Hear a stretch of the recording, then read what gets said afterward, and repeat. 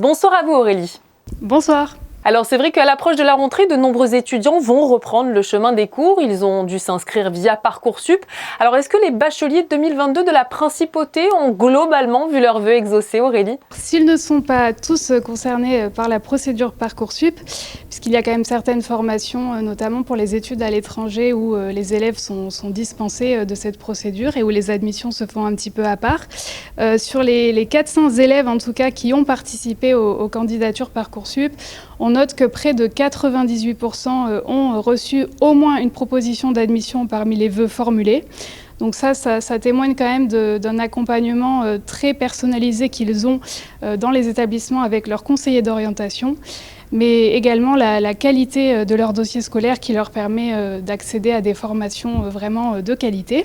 Et il reste encore aujourd'hui une dizaine d'élèves en attente d'une proposition, en sachant que la phase complémentaire d'admission a démarré au mois de juin et se poursuivra jusqu'au mois de septembre.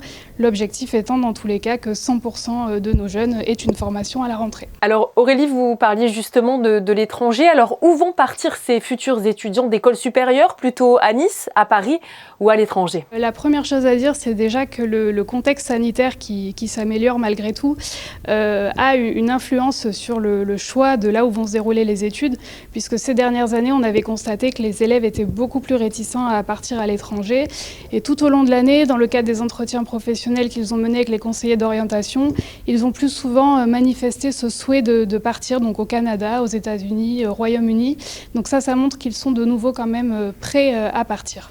Alors est-ce que certaines filières ont eu plus de succès que d'autres cette année? Alors, ça dépend là en fait des filières de nos bacheliers.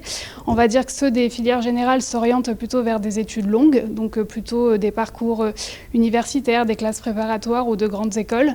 On a également des parcours quand même beaucoup plus pointus qui commencent à se distinguer, beaucoup plus spécifiques, comme les métiers des effets spéciaux, de la mode. Voilà, ça, ce sont des choses un petit peu atypiques qu'on rencontre de plus en plus, donc une approche personnalisée des parcours.